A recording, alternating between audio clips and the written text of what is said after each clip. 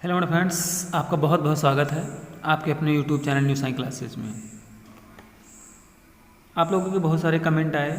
अभी इस समय जो है केवल मैं फर्स्ट ईयर मैथ के वीडियो ही आपको प्रोवाइड कर रहा था और कुछ वीडियो मैंने फिजिक्स के भी प्रयास था कि कुछ क्वेश्चन मैंने सॉल्व किए हैं, लेकिन आपके बहुत सारे कमेंट आने लगे कि सर फिजिक्स कंटिन्यू किया जाए।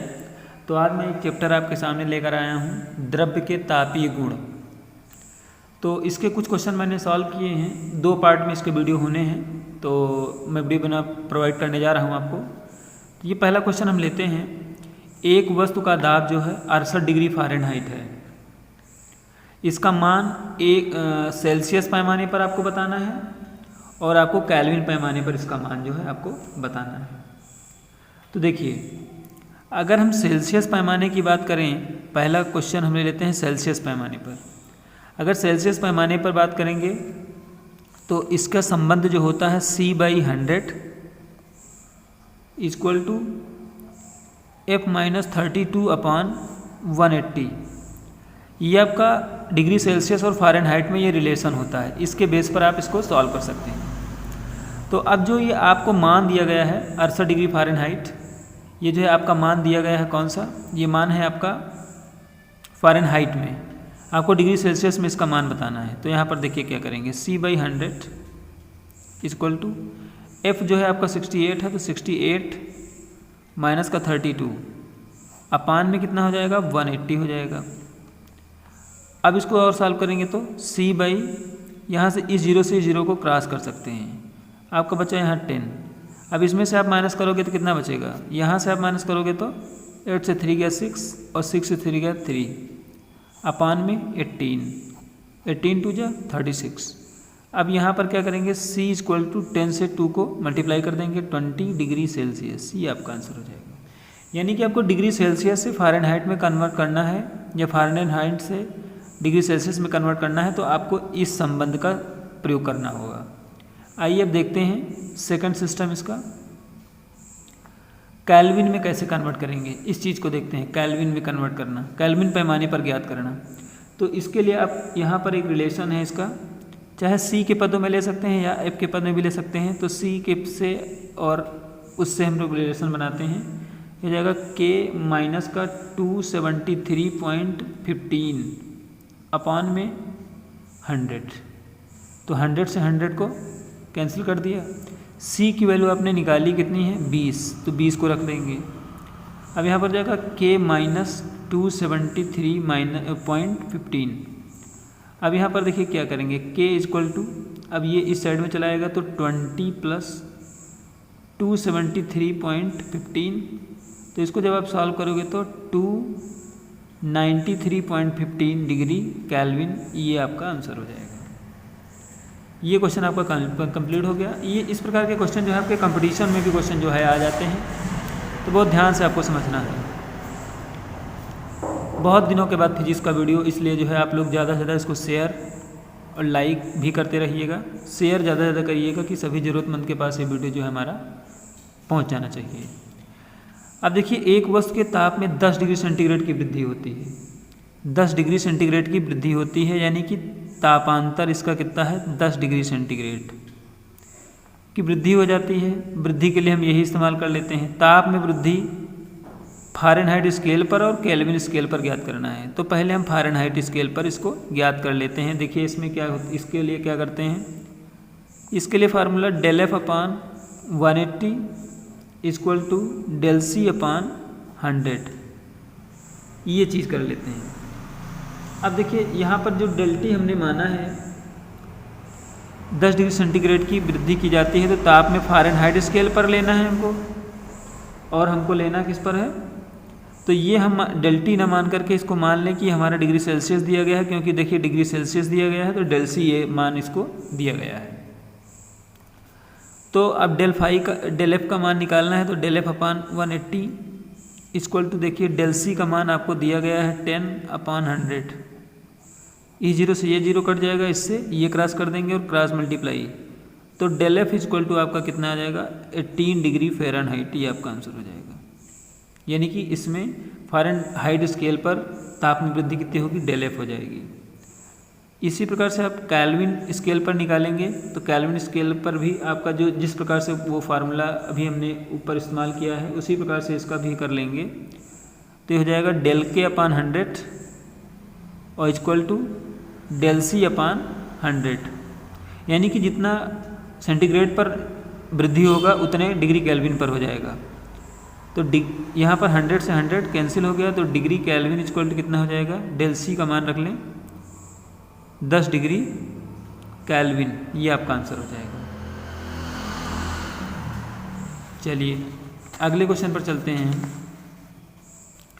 हमारा अगला क्वेश्चन है कांच का रेखीय प्रसार गुणांक कितना दिया गया है। रेखीय प्रसार गुणांक का संकेत होता है अल्फा, 2 × 10⁻⁶ प्रति डिग्री सेंटीग्रेड। इसका क्षेत्रीय प्रसार गुणांक और आयतन प्रसार गुणांक निकालना है। तो देखिए क्षेत्रीय प्रसार गुणांक का जो सूत्र जो होता है वो आपका हो जाता है बीटा बराबर बीटा, और मतलब कि क्षेत्रीय प्रसार गुणांक और रेखीय प्रसार गुणांक में संबंध, तो बीटा बराबर 2 अल्फा हो जाता है। तो बीटा 2 × अल्फा, अल्फा की वैल्यू कितनी है दी गई है 2 × 10⁻⁶, और मात्रक दोनों सभी का सेम होता है। तो 2 × 2 = 4 × 10⁻⁶ प्रति डिग्री सेंटीग्रेड ये हो जाएगा। ये आपका पहला क्वेश्चन इसका हो गया। सेकंड में आपको आयतन प्रसार गुणांक निकालना है। तो गामा बराबर ये हो जाता है 3 अल्फा। तो 3 × अल्फा की वैल्यू दी गई है 2 × 10⁻⁶, तो ये टोटली हो जाएगा 6 × 10⁻⁶ प्रति डिग्री सेंटीग्रेड, ये आपका आंसर हो जाएगा। यानी कि आयतन प्रसार गुणांक रेखीय प्रसार गुणांक में ये रिलेशन है और आयतन प्रसार गुणांक और रेखीय प्रसार गुणांक में ये रिलेशन है। आपको ये ध्यान रखना है। ये क्वेश्चन एक नंबर में बहुत ही ज़्यादा पूछ लिए जाते हैं, तो इसको थोड़ा बहुत ही आप ध्यान से देखिएगा। अगला क्वेश्चन लेते हैं।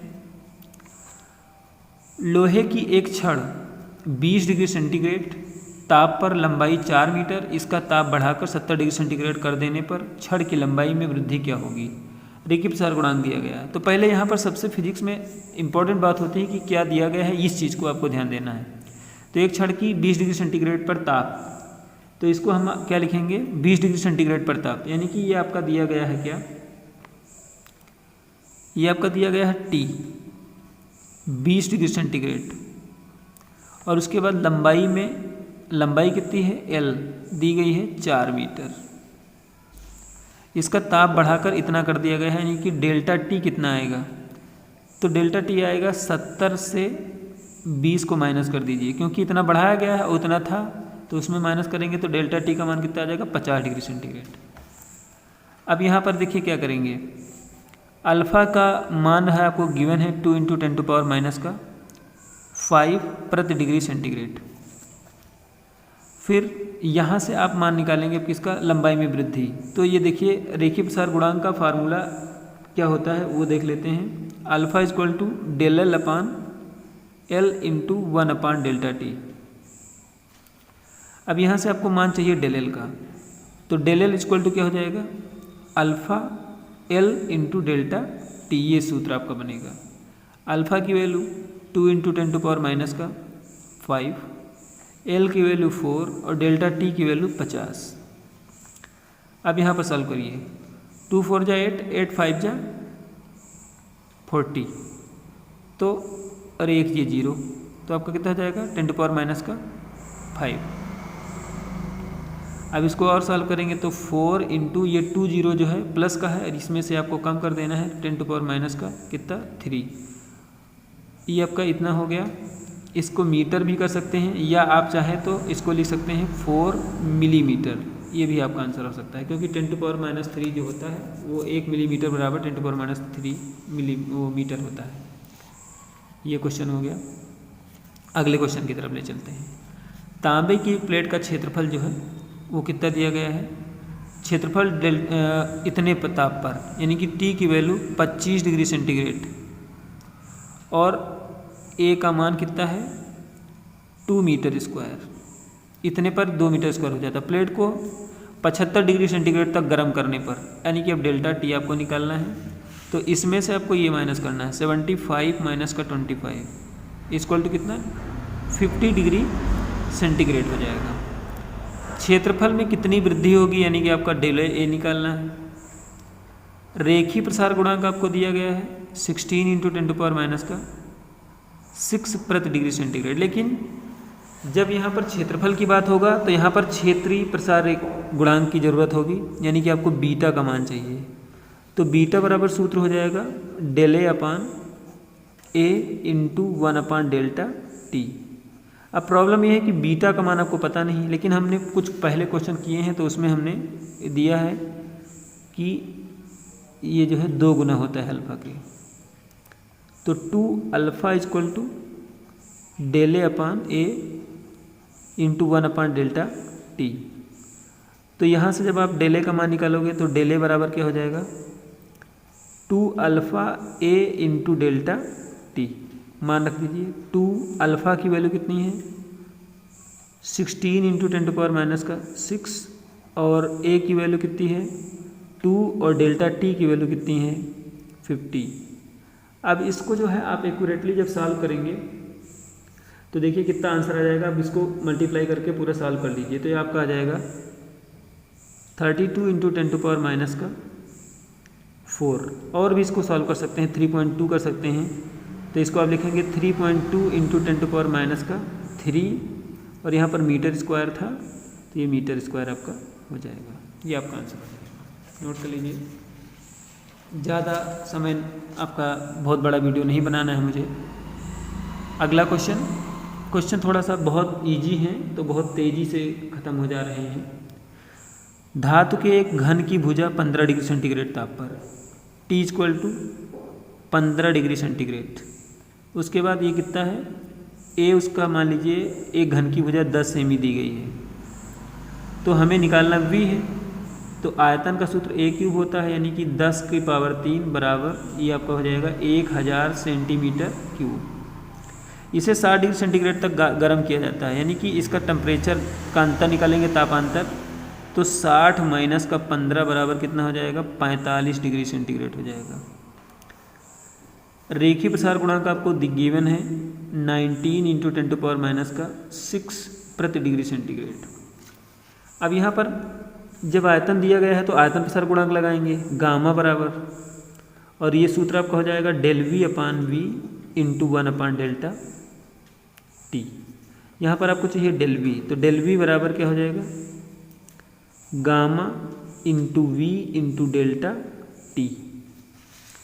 अब गामा और उसमें क्या रिलेशन है, गामा बराबर 3α होता है।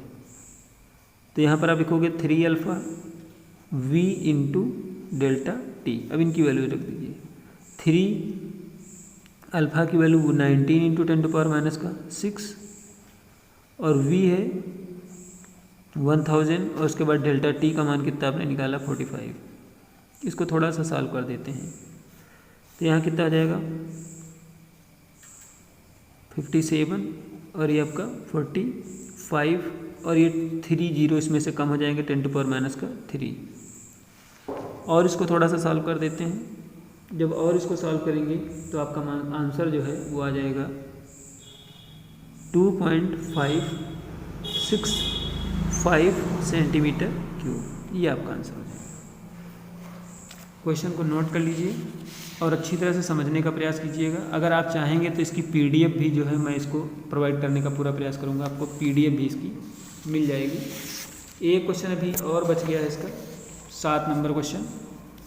एक वीडियो मैंने सोचा था कंप्लीट करने के लिए, उसमें कम से कम 7 क्वेश्चन रहें। तो ये क्वेश्चन आपका है, धातु के गोले को 50 डिग्री सेंटीग्रेड से 70 डिग्री सेंटीग्रेड तक गर्म करने पर, यानी कि T की वैल्यू हो जाएगी आपका 50 डिग्री सेंटीग्रेड। डेल्टा T यानी कि अंतर निकालना है तो 70 - 50 इक्वल टू कितना 20 डिग्री सेंटीग्रेड हो जाएगा। प्रसार को रोकने के लिए कितने दाब की आवश्यकता है, यानी कि आपको P का मान चाहिए, दाब। आयतन प्रत्यास्थता गुणांक आपको दिया गया है, यानी कि ये B का मान भी दिया है आपको। B बराबर है 3.6 × 10⁻13 न्यूटन पर मीटर स्क्वायर और अल्फा का मान भी आपको गिवन है 8 × 10⁻6 प्रति डिग्री सेंटीग्रेड। अब देखिए इसके लिए आपको फार्मूला का इस्तेमाल क्या करना पड़ेगा, दाब बराबर gamma B into delta T. अब गामा के लिए आपको पता है कि 3 अल्फ़ा रेखीय प्रसार गुणांक में इसमें संबंध ये है 3 अल्फ़ा का, और बीटा कितना है, सॉरी बी का मान कितना दिया गया है वो यहाँ पर रखेंगे अभी डेल्टा टी। तो यहाँ पर आपका हो जाएगा 3 और अल्फ़ा का मान है 8 इंटू 10⁻⁶ और बी की वैल्यू कितनी है 3.6 इंटू 10⁻13 और डेल्टा टी आपका कितना है वो आपका 20 है। अब इसको सॉल्व कर लीजिए। 24 इंटू 20 इंटू 3.6 और इसमें से ये निकल जाएगा तो 10⁻7 और इसको सॉल्व कर लेते हैं। जब आप इसको और सॉल्व करेंगे तो 1.72 इंटू 10 यहाँ पर आप सॉल्व कर लीजिए इसको, देखिए कितना आएगा, तो ये लगभग 10 में आ जाएगा। बस ये आपका आंसर हो जाएगा। वीडियो को ज़्यादा से ज़्यादा शेयर करिएगा और रिस्पांस दीजिएगा वीडियो को, तो फिर जो है आपको और जो है वीडियो जो है नए इसके प्रोवाइड होते रहेंगे। फिजिक्स और मैथ दोनों को वीडियो में प्रोवाइड करता रहूँगा।